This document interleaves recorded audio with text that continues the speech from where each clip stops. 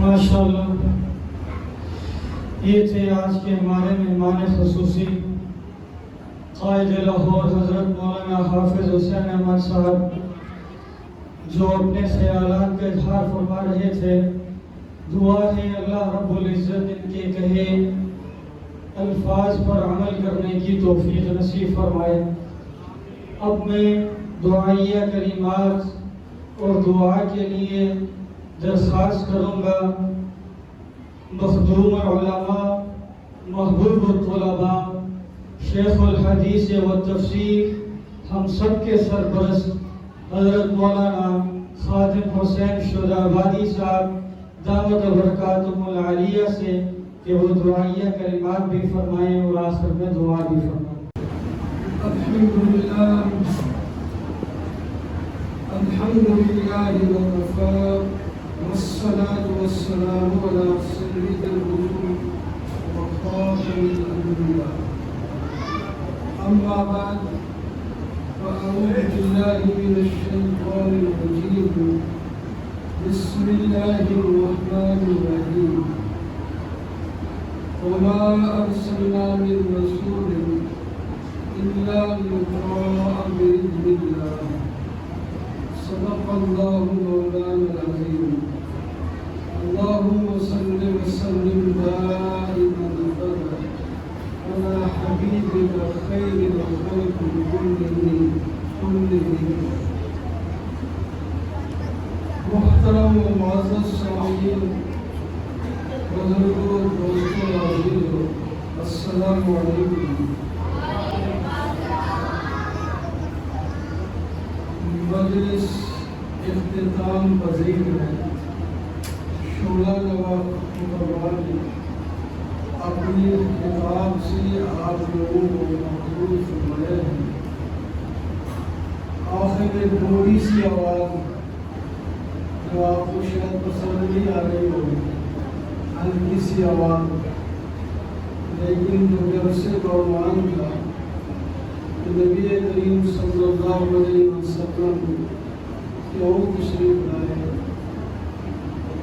اللہ تعالیٰ نے فرمایا ہم نے آپ کو اس واسطے بھیجا تاکہ آپ کی اطاعت کی جائے،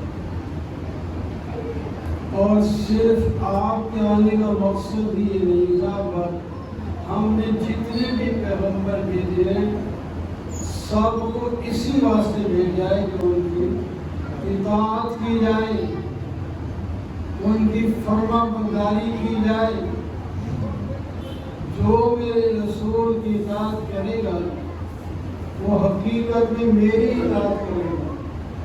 من یطع الرسول فقد اطاع اللہ، جس نے رسول کی اطاعت کی حقیقت میں اس نے اللہ ہی کی اطاعت کی۔ اس واسطے کہ اللہ کے رسول اللہ کی مرضی کے بغیر کوئی حکم نہیں دیتا، کوئی کام بھی نہیں کرتا، تو ہر کام اللہ کی فرما برداری میں کرتا ہے۔ اس واسطے اللہ تعالیٰ نے رسول کی اطاعت کو اپنی اطاعت قرار دے دیا۔ اس واسطے رسول مطاع مطلق ہوتا ہے، یعنی اللہ کا رسول جو بھی حکم دے دے ہماری سمجھ میں آئے یا نہ آئے اس کو ماننے میں خیر ہے، اس پر عمل کرنے میں خیر ہے، وہ اللہ ہی کا اصل میں حکم ہے۔ تو اللہ کے رسول نے ہمیں کیا دیا؟ وہ دین دیا جو حضرت آدم علیہ نبینا علیہ الصلوۃ والتسلیم سے شروع ہوا تھا، مکمل ہوتے ہوتے تمام پیغمبروں کے واسطے سے نبی آخر الزمان صلی اللہ علیہ وسلم تک پہنچا تو دین مکمل ہو گیا۔ اعلان کر دیا گیا الیوم اکملت لکم دینکم واتممت علیکم نعمتی ورضیت لکم الاسلام دینا۔ آج میں نے اپنے دین کو، آج میں نے تمہارے دین کو مکمل کر لیا اور اس کو پسند بھی کر لیا۔ وَمَن يَبْتَغِ غَيْرَ الْإِسْلَامِ دِينًا فَلَن يُقْبَلَ مِنْهُ۔ اب نجات کا تعلق اس دین اسلام سے ہے۔ جو اس سے روگردانی کرے گا، کوئی اور دین اپنائے گا، وہ قبول نہیں ہوگا۔ اللہ کے دین میں جو اللہ کے رسول نے ہمیں پہنچایا ہے، اس کے 5 شعبے ہیں۔ بس ان 5 شعبوں میں ان پر عمل کریں تو دین مکمل۔ پہلا شعبہ عقائد کا، دوسرا عبادات کا، تیسرا معاملات کا، چوتھا اخلاق کا، پانچواں معاشیات کا۔ یہ 5 شعبے ہمارے اگر دین کے مطابق ہو جائیں، عقیدہ وہی ہو جو اللہ کے رسول نے بیان فرمایا، عبادت اسی طرح کی ہو جیسے کہ آپ نے حکم دیا اور خود کر کے دکھائی، معاملات ایسے ہوں، اخلاق بھی ایسے ہوں، اور معاشرات جو ہے آپس میں زندگی گزارنے کے جو طریقے آپ نے گزار کے دکھائے، یہ ہر ایک شعبہ قابل تفصیل ہے۔ تو خلاصہ یہ ہوا، اللہ کا رسول اس واسطے آیا کہ اس کی اطاعت کی جائے، اور اللہ کے رسول نے ہمیں جو دین دیا اس کے 5 شعبے ہیں، ان 5 شعبوں پر عمل کرنا ضروری ہے۔ تو ان 5 شعبوں پر آپ صلی اللہ علیہ وسلم نے خود بھی عمل کر کے بتایا، اور اللہ تعالیٰ نے خود ارشاد فرمایا کہ میرے رسول کی زندگی میں تمہارے لیے بہترین نمونہ ہے۔ لَقَدْ كَانَ لَكُمْ فِي رَسُولِ اللَّهِ أُسْوَةٌ حَسَنَةٌ۔ بہترین نمونہ اللہ کے رسول کی زندگی میں ہے، جس کے 5 شعبے ہیں۔ اللہ تبارک و تعالیٰ ان 5 شعبوں کو ہمیں سیکھنے کی اور اس پر عمل کرنے کی توفیق عطا فرمائے، اور عمل کے اندر اخلاص نصیب فرمائے۔ وآخر دعوانا الحمدللہ۔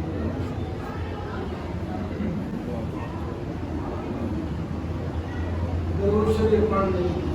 سبحان اللہ و صلی اللہ سیدنا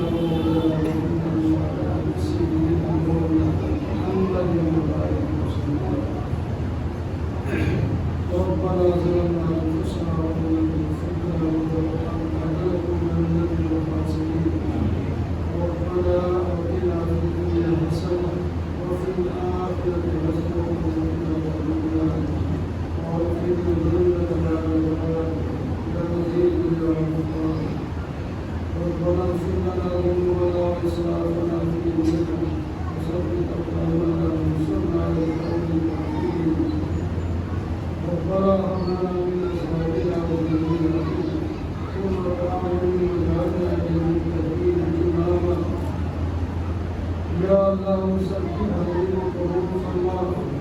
یا اللہ یہ جو حضرات آئے ہیں بیان کیا ہے اور جنہوں نے سنا ہے، بیان کو بھی قبول فرما، سننے کو بھی قبول فرما، اور فریقین کو اخلاص کے ساتھ عمل کرنے کی بھی توفیق عطا فرما۔ حضرات نے اس مسجد کو بنایا ہے، اس میں پیسہ خرچ کیا ہے، اور جو حضرات اس کو آباد کر رہے ہیں، امامت کر رہے ہیں، خطابت کر رہے ہیں، تدریس کر رہے ہیں، لوگوں کو جوڑ رہے ہیں، واضح کام ہے، یا اللہ سب کو قبول فرما۔ اس مسجد کے پہلے خطیب حضرت مولانا عزت الرحمان صاحب تھے، وہ اللہ کو پیارے ہوتے ہیں، اللہ تعالیٰ ان کی قبر کو منور فرمائے، ان کے درجات کو بلند فرمائے، ان کے زندگی میں اور ان کو اللہ تبارک و تعالیٰ پروان چڑھائے، اور بھی کتنے اس کے شعبے میں جو ہے شروع کر رکھے تھے، یا اللہ اور سب کو پروان چڑھا یا اللہ تو اس کی قبر کو ان کی وجہ سے منور فرما وسیع فرما اور بھی کتنے ایمان کی حالت میں آدم علیہ السلام سے لے کر آج تک ایمان کی حالت سے رخصت ہو چکے ہیں یا اللہ سب کی غلطیوں کو گناہوں کو معاف فرما اور نیکیوں کو قبول فرما اور قبروں کو منور فرما اور میں ہمارے اساتذہ بھی ہیں ہمارے والدین بھی ہیں ہمارے بزرگ بھی ہیں